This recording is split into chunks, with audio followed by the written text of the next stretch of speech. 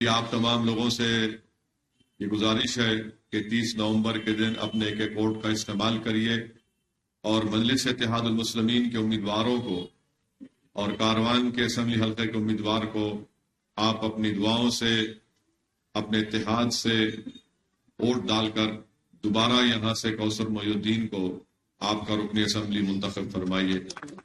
میرے عزیز دوستوں اور بزرگوں، میں آپ کے بات بتانا ضروری سمجھتا ہوں کہ 5 سال میں رکن اسمبلی مجلس اتحاد المسلمین کی جانب سے شادی مبارک اور کلیانہ لکشمی کے جو گورنمنٹ کی اسکیم ہے جس میں 1 لاکھ روپے دیے جاتے ہیں شادی کے بعد، تو متعلقہ رکن اسمبلی کی نمائندگی پر حلقہ اسمبلی کاروان میں 21,000 ایسے خواتین کو شادی مبارک اور کلیانہ لکشمی اسکیم کے تحت 1 لاکھ روپے کا چیک ان کو دیا گیا۔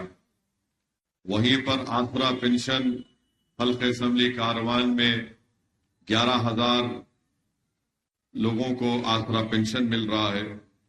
حکومت کی ایک اسکیم ہے اوورسیز اسکالرشپ، جس میں گولکنڈا کے 11 نوجوانوں کو اوورسیز اسکالرشپ دی گئی اور پورے کاروان میں 185 لوگوں کو اوورسیز اسکالرشپس کی منظور ہوئی۔ امام اور مؤذن کو جو آنریریم دیا جاتا ہے وہ حلقہ اسمبلی کاروان میں 125 مساجد کے امام اور مؤذن کو گورنمنٹ کی طرف سے آنریریم منظور ہوا ہے۔ وہیں پر حلقہ اسمبلی کاروان میں مجلس اتحاد المسلمین کی نمائندگی پر جو آج تلنگانہ میں ایمرلز کے نام سے مسلم اقلیت کے بچے اور بچیوں کے لیے جو اسکول قائم کیا گیا، جس میں ہاسٹل کی بھی سہولت ہے، لڑکیوں کے لیے علیحدہ اسکول اور ہاسٹل، لڑکوں کے لیے علیحدہ اسکول اور ہاسٹل۔ اس میں آج الحمدللہ 201 اسکول پورے تلنگانہ میں چل رہے ہیں، قریب 1,30,000 یا پھر آگے تعلیم حاصل کر رہے ہیں۔ تو کاروان اسمبلی حلقے میں گولکنڈا میں 2 ٹیمرس کے اسکول چل رہے ہیں بچوں کے لیے، جس میں ایک اسکول میں 700 بچے پڑھ رہے ہیں۔ ریزیڈینشل اسکول ہے اور بچیوں کے لیے بنجری دروازہ کے پاس 2 اسکول ہیں، جس میں ان کے لیے ہاسٹل کا بھی انتظام ہے اور پڑھائی کا بھی انتظام ہے۔ اس میں قریب 1100 ہماری بیٹیاں ان 2 ٹیمرس کے اسکول میں تعلیم حاصل کر رہی ہیں۔ میں یہ بتانا ضروری سمجھتا ہوں، یہ مجلس اتحاد المسلمین کا کام رہا حلقہ اسمبلی کاروان میں۔ اس سے ہٹ کر آپ جانتے ہیں کہ یہ جو سامنے جونیئر اور ڈگری کالج کی بلڈنگ ہے، اس میں الحمدللہ میں نے خود اپنے ایم پی فنڈ سے 5 کروڑ روپے دیے ہیں۔ 6 کروڑ ایم پی فنڈ سے کوثر صاحب بول رہے ہیں کہ 15 کروڑ روپے دیے ہیں، اور 2000 کے قریب ہماری بیٹیاں جونیئر اور ڈگری کالج کی تعلیم اس میں حاصل کر رہی ہیں۔ یہ ایک بہت بڑا مرکز بن چکا ہے تعلیم کے لیے، اور پورے حلقہ اسمبلی کاروان میں مجلس اتحاد المسلمین کی نمائندگی پر پوری کاروان کے اسمبلی حلقے میں نئی سیوریج کی لائن ڈالی جا رہی ہے۔ الحمدللہ 50% سے زیادہ کام مکمل ہو چکا ہے، اور مجھے یقین ہے کہ انشاءاللہ تعالیٰ 1 سال 1.5 سال میں جو 50% کام جو ابھی زیر دوران ہے وہ تکمیل کو پہنچے گا۔ اور جب یہ پورا سیوریج لائن کا کام مکمل ہو جائے گا، میں آپ کو پوری ذمہ داری کے ساتھ یہ کہہ رہا ہوں کہ یہ جو بیماری جو ہمارے بچوں میں اور ضعیفوں میں ہوتی ہے، خاص طور سے ڈرینیج اور پانی کی لائن ملنے سے اور گندگی پھیلتی ہے، انشاءاللہ تعالیٰ اس سے راحت ملے گی جب یہ کام مکمل ہو جائے گا۔ تو 290 کروڑ کا کام چل رہا ہے۔ وہیں پر ایم ایل اے صاحب نے یہ بتایا کہ گولکنڈا میں رسالہ بازار کے پاس B D C C road کا کام زیر دوران ہے۔ شاہجہاں نگر میں سے دلاور شاہ نگر میں بی ڈی سی سی کا کام 70 لاکھ کا زیر دوران چل رہا ہے، ابھی سٹارٹ ہونے والا ہے۔ دیوداس پورا میں 15 لاکھ کی سی سی روڈ، محلہ گنج افضل فنکشن ہال میں اطراف کے گلیوں میں 75 لاکھ، یہ بھی کب چل رہا ہے یا شروع ہوگا؟ اب یہ کام چل رہا ہے ریشم باغ میں باکس ڈرین 3,50,00,000 کی لاگت سے یہ بھی چل رہا ہے، یہ بھی کام زیر دوران ہے۔ بنجری دروازہ سے گولکنڈا پولیس اسٹیشن میں BDCC روڈ کا کام 1,80,00,000 کا کام چل رہا ہے۔ جمالی دروازہ مین روڈ میں سب لائنز ہیں 65 لاکھ کے۔ گولکنڈا میں سوئمنگ پول تو بن گیا نا، 3,50,00,000 کی لاگت سے سوئمنگ پول بن چکا ہے۔ گولکنڈا کالج میں آپ کے ذکر کیا ہوں۔ اب ہمارا ارادہ یہ ہے اور ہماری کوشش یہ ہے کہ مستقبل میں جو آگے پولیس کی لائن ہے، پولیس کی زمین جو ہے، قریب 1 ایکڑ زمین وہاں پر خالی ہے، اور انشاءاللہ تعالی الیکشن کے بعد مجھے یقین ہے کہ دوبارہ ماموں CM بنیں گے تو ان کے پاس جا کر ہم یہ جو پولیس کی زمین حاصل کر کے یہاں پر 2 BHK کے لیے، کوثر صاحب کہہ رہے ہیں کہ کم سے کم 5 بلاک بن سکتے اس پہ 2 BHK کے، اور انشاءاللہ تعالی ہماری کوشش ہوگی کہ وہ 1 ایکڑ زمین پولیس سے گورنمنٹ کو ملے اور وہاں پر 2 BHK کا ایک کمپلیکس بنے، تاکہ کاروان کے غریب اور مستحق لوگوں کو جو آج غریب ہیں ان کو ایک ذاتی گھر بھی ملے گا۔ تو وہ جو زمین ہے انشاءاللہ تعالی اس کو گورنمنٹ کی زمین ہے، وہ گورنمنٹ سے گورنمنٹ ٹرانسفر ہو جاتا ہے ہاؤسنگ بورڈ کو یا GHMC کو۔ تو یہ ہماری کوشش ہے، ہماری خواہش ہے، ہمارا خواب ہے کہ حلقہ اسمبلی کاروان ایک مثالی حلقہ بنے۔ اور دوسرا کام جو ابھی پروپوزل سٹیج میں ہے، انشاءاللہ منظور ہو جائے گا، وہ 7 گنبد سے قلعے گولکنڈا تک ایک روپ وے کا کام، مانے لوگ 7 گنبد سے روپ وے پہ چل کے قلعے گولکنڈا تک آ سکیں گے۔ اور امور مذہبی سے اجازت مل چکی ہے نا، NOC آ گیا کہ یہ جو آپ کا جہاں پہ میلاد کا جلسہ ہوتا وہاں پر ایک مارکیٹ کو بنانے کا پروگرام ہے۔ تو یہ قلعے گولکنڈا کی حد تک یہ مجلس اتحاد المسلمین کا پروگرام ہے، میں آپ کو جو بتا رہا ہوں، اور مجھے یقین ہے کہ انشاءاللہ تعالی یہ پورے کام مکمل ہوں گے۔ روڈ وائڈننگ کا کام ہے محمدی لائن کے انٹرنس سے لے کر، وہ ضرور یہ کام کروانا، ورنہ آنے والے سالوں میں وہاں پہ آپ چل بھی نہیں سکیں گے۔ تو یہ ایک مجلس کا ایک پروگرام ہے جو انشاءاللہ تعالی آپ کا تعاون، آپ کی دعائیں رہی تو ضرور مجلس اتحاد المسلمین ان ترقیاتی کام کو انجام دے گی۔ تیسری اہم بات یہ ہے کہ جو سیاسی بات میں آپ کے سامنے رکھ رہا ہوں، مجلس اتحاد المسلمین سے مخالفت کیوں کی جاتی ہے؟ مجلس سے مخالفت اگر کانگریس اور BJP کرتی ہے تو ایک ہی بنیاد پر کرتی ہے، ان کو یہ بات ہرگز قابل قبول نہیں ہے کہ یہ سیاسی جماعت نے اقلیتوں میں، دلتوں میں اور کمزوروں میں ایک سیاسی شعور کو بیدار کیا اور ان کو بتایا کہ سیاسی طاقت کے ذریعے آپ کیا حاصل کر سکتے ہیں۔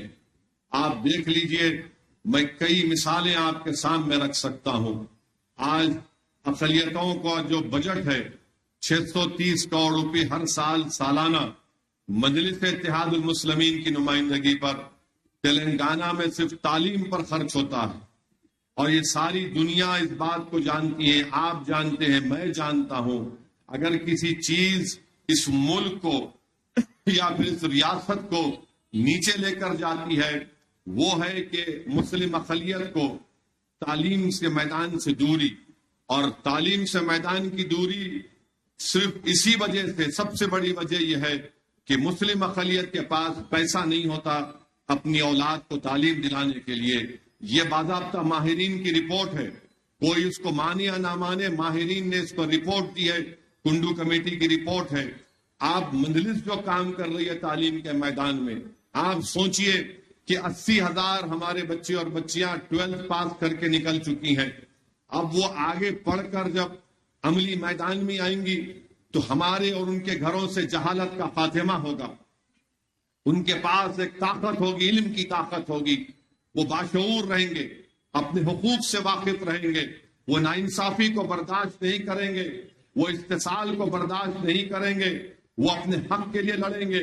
یہ خوف ہے کانگریس اور BJP کو کہ یہ جو کام مجلس کر رہی ہے زمین کے اوپر، اس سے ان کو ڈر لگتا ہے کہ آنے والے 10 سال کے اندر یہ جو پڑھ کے بچے نکل رہے ہیں، یہ جو کالج میں ہماری بچیاں پڑھ کر نکلیں گی، یہ سماج میں ایک انقلاب کو برپا کریں گی۔ تو تو ان کو یہی چیز سے تکلیف ہے. یہ کل تک یہ سمجھ رہے تھے کہ سالار ملت علیہ الرحمٰ نے اپنی کوشش اور اپنی قربانیوں سے میڈیکل کالج کو قائم کیا, انجینئرنگ کالج کا قیام عمل میں لایا, MBA MCA school of architecture Salar نے قائم کیے. اب ان کو یہ پریشانی ہو گئی کہ آج مجلس حکومت کے پیسوں سے غریبوں کے بچوں کو تعلیم دلانے کا کام کر رہی ہے. اسی وجہ سے مجلس کی مخالفت کی جاتی ہے.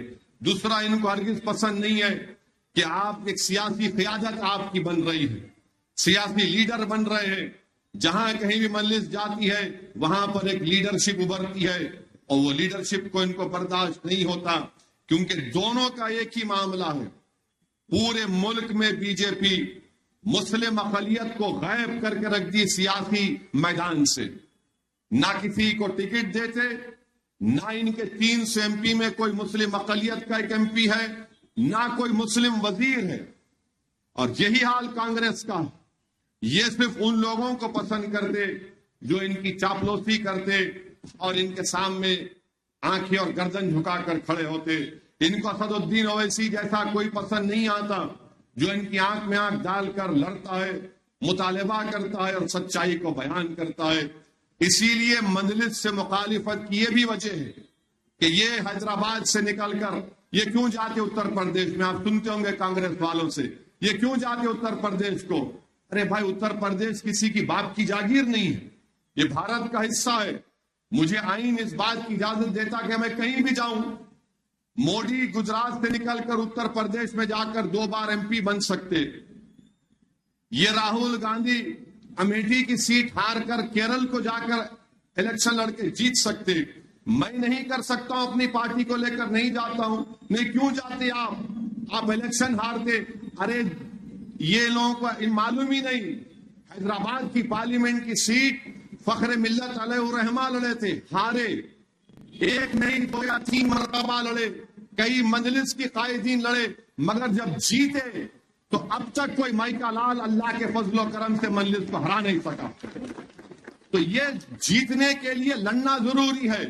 میری زندگی میں کامیابی نہیں ملے گی تو وہ الگ بات ہے, مگر آنے والی نسل تو فائدہ اٹھائے گی.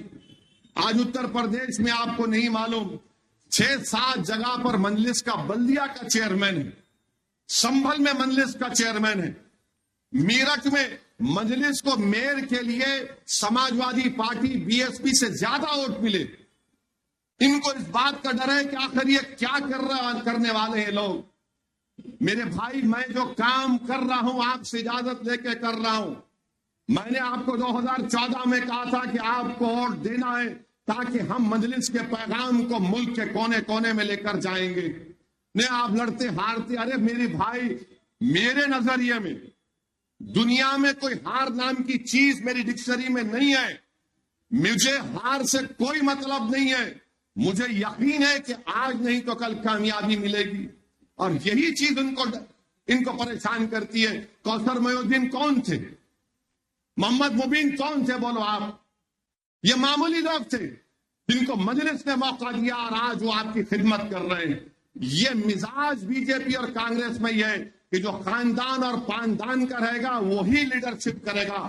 مجلس یہ نہیں مانتی. مجلس کہتی ہے کہ جو قابل ہوگا, جو زمین سے جڑا ہوا ہوگا, جس میں جذبہ ہوگا خدمت کرنے کا, ضرور اس کو موقع ملے گا. آپ اٹھا کر دیکھو, آپ جعفر حسین معراج کارپوریٹر تھے, آج MLA ہوئے. ماجد حسین 2 مرتبہ کا کارپوریٹر, میئر حیدرآباد کا, MLA کا الیکشن لڑ رہا ہے. انشاءاللہ MLA اللہ اس کو منتخب کرے گا. کوثر محی الدین کارپوریٹر تھے, 3ری مرتبہ MLA کا الیکشن لڑ رہے. ممتاز خان احمد پاشا قادری کارپوریٹر تھے, MLA بنے. تو یہ کام ان کو پسند نہیں آ رہا کہ آخر یہ کیوں کر رہے ہیں. میرے بھائی, یہ جو ذمہ داری اللہ کی طرف سے مجھے دی گئی ہے, آپ کی دعاؤں سے ملی ہے, تو مجھے تو کام کرنا ہے. اب بار بار یہ بولتے ارے بھائی آپ وہاں لڑے ہار گئے, وہاں لڑے ہار گئے.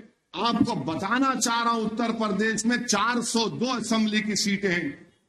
کانگریس اور BSP 402 پہ لڑے, 1-1 سیٹ جیتے. ان کو کوئی نہیں پوچھتا کیسا لڑے ہارے.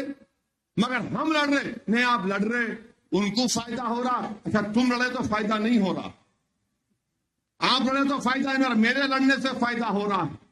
और फिर बार बार बोलते वो गोशा महल नहीं लड़े। अरे दीवाने, गोशा महल में कभी लड़ाई नहीं, पहले महाराजगंज था वो, 2009 में गोशा महल हुआ। मुकेश गौड़ की तारीफ हम करें, सालार बोले मियां देखो, फिर 2014 में मुकेश गौड़ हार गए, नहीं लड़े। 2018 में मैं बोला कांग्रेस के लोगों को तरीके से कि मत लड़ो, आप लड़े, 26,000 वोट कांग्रेस ली, 17,000 वोट से वो जीत गया वो शख्स।